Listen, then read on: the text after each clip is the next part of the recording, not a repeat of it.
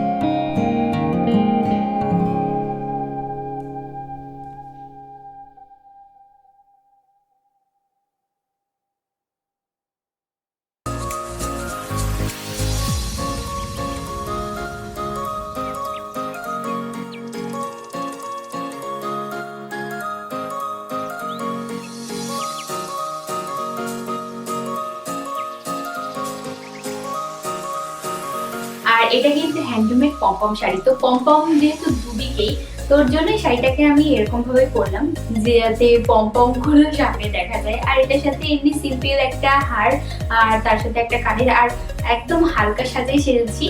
যেহেতু এটা একদম নর্মাল শাড়ি হ্যান্ডলুমের, তোর জন্যই একদম মানে বেশি সাজ দিইনি। তো তোমরা জানিও যে এই শাড়িটাতে আমাকে কেমন লাগছে। তো চলো আবার দেখাই আরো একটা নতুন শাড়ি পরে। তো আবার চলে এসেছি নতুন একটা শাড়ি পরে, আর এটা হলো লিনেন শাড়ি। তো দেখো এটা কেমন লাগছে আমার পরে। শাড়িটাকে আমি এক আঁচল করেই পরেছি। তো লিনেন শাড়ি আমার এরকম ভাবে পরতে বেশি ভালো লাগে। এটার সাথে ম্যাচিং করে একটা অক্সিডাইজের হার পরেছি, আর চুলটা এমনি প্লেন ছেড়ে রেখে দিয়েছি।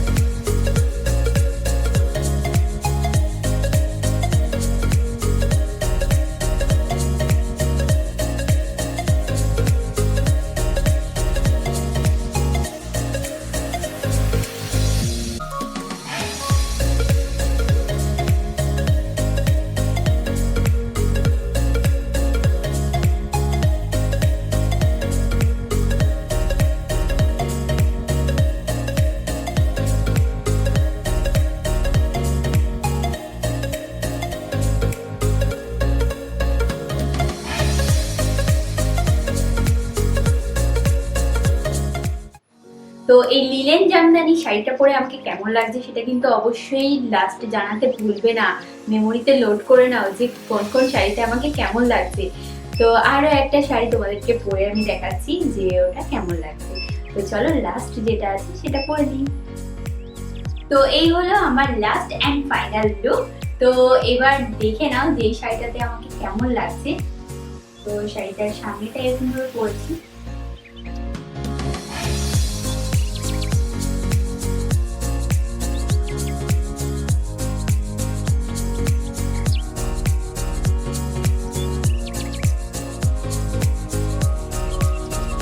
আর যেহেতু এখন অগ্রহায়ণ মাস চলছে, তো বিয়ের সিজন, তাই ভাবলাম যে একটু বিয়ে বাড়ির লোক দিই।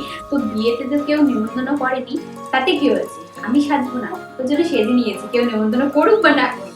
তো কেমন লাগছে একটু দেখো। এটা আমি তো ব্লাউজটা আমি এরকম ভাবেই কাটিয়েছি, আর শাড়িটা একটু ঘের ঘের মতো করে পরার চেষ্টা করেছি। জানি না আদেও আমি ঠিকভাবে করতে পেরেছি কিনা। তো অনেকটাই মানে নিজেকে দেখে মনে হচ্ছে যে হ্যাঁ বিয়ে বাড়িতে আছে। আর এটা কিন্তু আমার 2 বছর আগের দুর্গা পুজোর শাড়ি। তো এইটাই আমি ফার্স্ট টাইম পরেছি।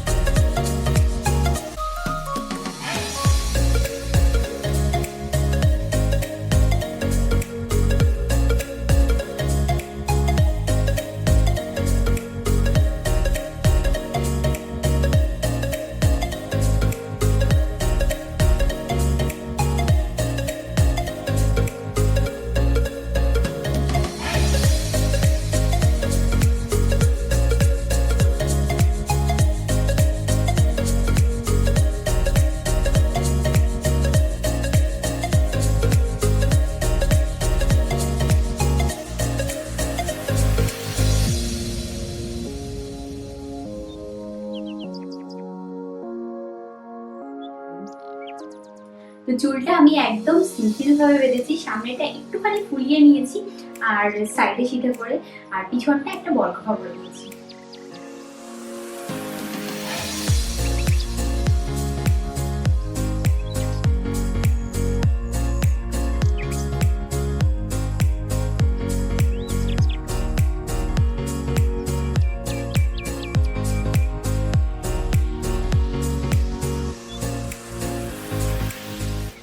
আর এই যে কোমর বিছাটা দেখতে পাচ্ছ, এটা আমি আমার পিসির মেয়ের বিয়েতে নিয়েছিলাম। তো এটাও এই সেকেন্ড টাইম এটা পরলাম আমি। আর এই হার কানের গুলো আমি অনলাইন থেকে নিয়েছিলাম, যে আমি লেহেঙ্গার সাথে পরবো বলে। তো আজকে এরকম ভাবে যেহেতু শাড়িটা পরলাম, তাই আজকে এই হারটা আমি পরলাম, যে একদম গলা জোড়া হারটা বেশ ভালো লাগছে। তো আমি 4 রকম ভাবে 4টে শাড়ি পরে তোমাদেরকে দেখালাম। তো আমার কোন শাড়ি পরাটা তোমাদের বেশি ভালো লেগেছে সেটা অবশ্যই কিন্তু কমেন্ট বক্সে জানিও। তো চলো আজকের ভিডিওটা আমি এখানেই শেষ করছি, আবার তোমাদের সাথে দেখা হচ্ছে একটা নতুন ভিডিওর সাথে। আজকের মতো এখানেই টাটা।